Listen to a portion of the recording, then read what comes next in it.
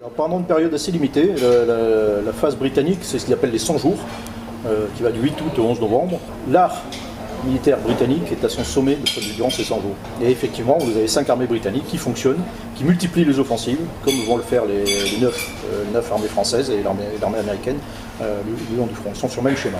Et c'est même eux qui porteront une bonne partie de l'effort allié. Est-ce qu'on est vraiment passé dans l'art opératif ou est-ce que c'est de la tactique à un échelon supérieur Moi j'aurais tendance à dire que c'est ni l'un ni l'autre. C'est pas de la tactique. On est déjà effectivement dans autre chose que la bataille, ça c'est clair. C'est pas de la tactique à un niveau supérieur, ça c'est ce que font les Allemands, qui essayent d'obtenir en fait une percée sur un front large en se disant on va créer une brèche tellement grande que les Alliés ne pourront pas la colmater, ce qui ne marche pas. Par contre, on n'est pas encore dans l'opératif stricto sensu parce qu'il n'y a pas cette idée de combinaison, de combinatoire des opérations. On est déjà dans l'ère des opérations, mais on n'est pas encore dans l'art opératif. Il y a cette idée de combinaison des actions, de créer des opérations, mais malgré tout, ce sont des séquences qui sont cumulatives, qui ont un effet cumulatif, alors que l'idée c'est d'avoir justement des séquences qui ne sont pas une simple addition d'opérations parallèles, mais bien un tout qui est plus grand que la somme de ses parties. Et là, je dirais qu'on est dans un entre-deux, en fait. On est dans un entre-deux. On n'est déjà plus dans le monde de la guerre napoléonienne fantasmée au XIXe siècle, mais on n'est pas encore dans l'ère opérative. Qui est le concepteur, l'accoucheur de cet art opératif à la française, qui est l'inventeur de cette nouveauté en fait? Ce sont les soviétiques qui sont les vrais instigateurs de l'art opératif dans les années 1920-1930. C'est les Yeltsin, les Triandafilov, les Tukhachevski. Eux, ils sont les pères de l'art opératif. Pétain témoigne en fait de ce que l'historien et général israélien Shimon Navé appelle un éveil opératif. C'est-à-dire qu'il prend conscience qu'il faut changer de manière de faire la guerre et que les méthodes anciennes ne sont plus suffisantes. Par contre, il n'y a pas un éclair de génie et touché par la grâce, Pétain écrit une doctrine opérative. C'est un processus. Effectivement, c'est parce que, comme le disait Michel, ça remonte à 1915, cette prise de conscience. Il arrive dans une position de commandement de général en chef en 1917. Il y a d'abord une organisation défensive du front français dans la profondeur, avant de parler d'offensive. Et ensuite, effectivement, il y a ces offensives. Mais les moyens de l'époque, d'ailleurs, ça se voit quand on regarde le déroulé de ces offensives, malgré tout, on est dans des couloirs d'attaque où chacun avance en parallèle, on manœuvre un petit peu, effectivement on enveloppe des zones, mais cet enveloppement, cette action dans la profondeur, elle demeure encore tactique. C'est-à-dire qu'en fait, là où les soviétiques, pendant la Seconde Guerre mondiale, vont parvenir à faire des opérations de front, où il y a plusieurs armées qui coopèrent entre elles, qui se déplacent, je dirais, quasiment en colonne d'attaque. Une armée de chars, c'est ça, elle est dans la profondeur ennemie, et on la projette dans la profondeur ennemie. En 1918, on a des armées qui sont alignées par rapport au front et qui progressent, je dirais, de manière linéaire, sans qu'on ait encore les moyens d'une part, la doctrine d'autre part, les communications aussi, parce que ça repose sur des communications radio assez souples, que même les soviétiques d'ailleurs pendant la Seconde Guerre mondiale n'auront pas complètement. Et bien ça, on n'a pas la possibilité de passer de la profondeur tactique à une action dans la profondeur opérative. Donc on est je dirais, dans une étape un petit peu intermédiaire.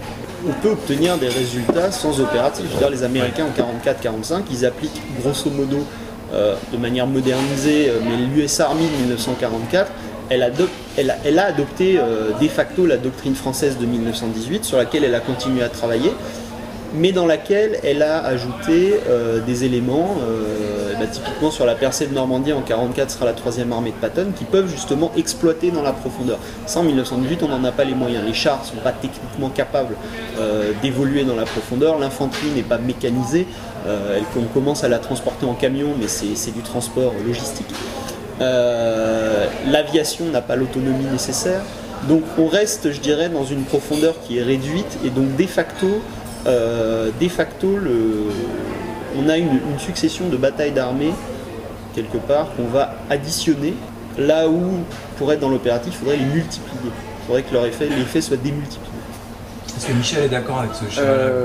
Oui, alors il est vrai aussi qu'on n'a pas théorisé le terme, l'art opératif n'apparaît pas à ce moment-là. on est dans une autre façon de faire la guerre. D'ailleurs, juste un mot, qui l'invente l'opératif? Alors on le trouve chez les Allemands au 19e siècle, mais c'est vraiment Yetchin en fait. Donc c'est un russe? C'est un russe, c'est un russe. Maintenant, alors, pour reprendre ce que disait Benoît, l'idée effectivement de bataille dans la profondeur, elle est là déjà, elle est là. Mais je pense qu'on n'a effectivement pas les moyens, mais on y pense. Le plan Fuller en 1919 par exemple, où il imagine des percées en profondeur avec des moyens blindés, avec des chars d'un type nouveau, beaucoup plus rapide et léger. Il y a le projet de Mitchell par exemple d'utilisation d'unités parachutistes au-dessus de Metz, donc également dans la profondeur. L'aviation de bombardement par les Français est utilisée aussi dans la profondeur du champ de bataille, et ça c'est quelque chose qui sera pris par les soviétiques, hein, l'idée qui est qu'on élargit l'action des feux au maximum dans la profondeur en utilisant également l'aviation comme artillerie lointaine.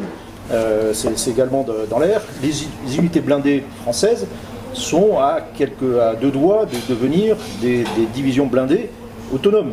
C'est-à-dire qu'on se contente plus simplement de doper l'infanterie en lui joignant des chars légers, qui sont des mitrailleuses portées en fait, des canons portés. On commence à réfléchir à des unités complètement intégrées, avec des véhicules de commandement, de l'infanterie embarquée sur véhicules blindés chenillés. C'est les Britanniques qui font des expérimentations avec les engins Kangourou par exemple. Donc on imagine déjà des grandes unités blindées capables de casser le front et d'agir plus en profondeur. Donc je pense qu'on est, effectivement, on n'a pas les moyens de mener ces batailles en profondeur, mais on y pense, c'est dans l'air, et on réfléchit aux moyens qui permettraient d'eux. Et quand on voit les réflexions, alors tout ça, on est dans la guerre, donc ça n'est pas théorisé non plus, c'est théorisé dans les directives de Pétain d'une certaine façon, dans les règlements d'emploi des grandes unités qui sont mises en place en 1918, mais je pense qu'on les retrouve déjà dans les réflexions immédiatement après-guerre. Alors ce qui est intéressant, c'est que côté britannique, il n'y a aucun rétex qui est fait, donc on abandonne complètement très vite. Rétex, c'est le retour d'expérience. C'est l'analyse après action, si vous voulez, de ce qu'on a fait. Les Allemands le font en profondeur, les Britanniques ne le font pas.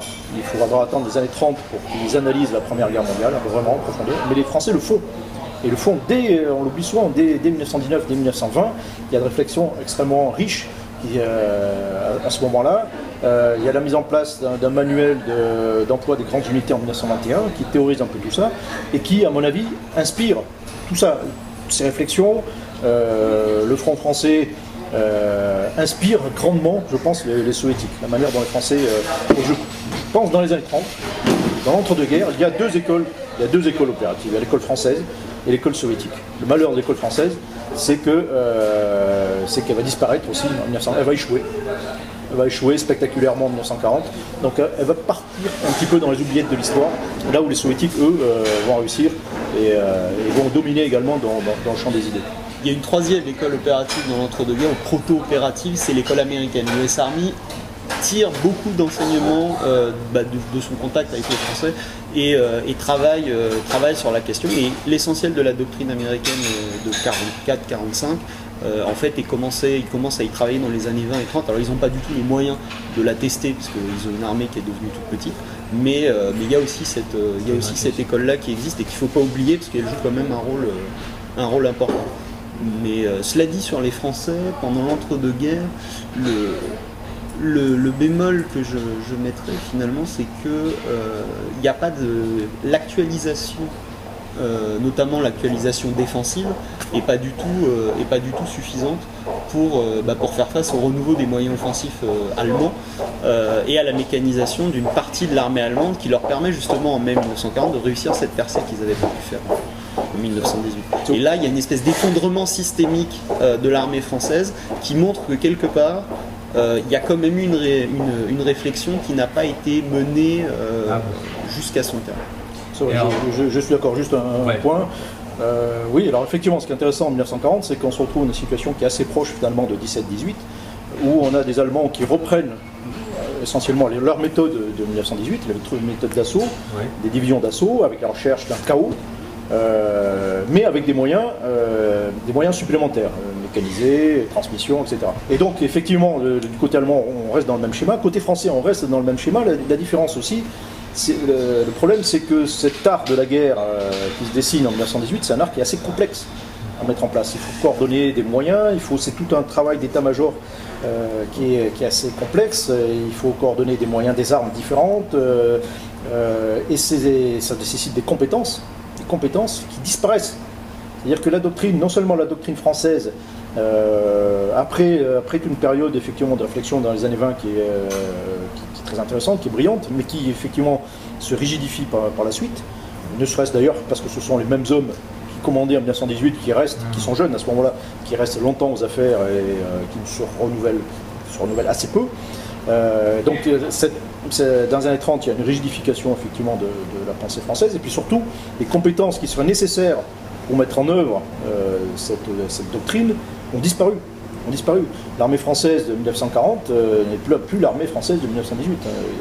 On n'est plus du tout dans le même rapport. Ce qui fait que aussi cette doctrine échoue parce que trop complexe par rapport aux moyens véritablement intellectuels, quoi. Oui. Notamment, pas seulement, mais essentiellement oui, intellectuel.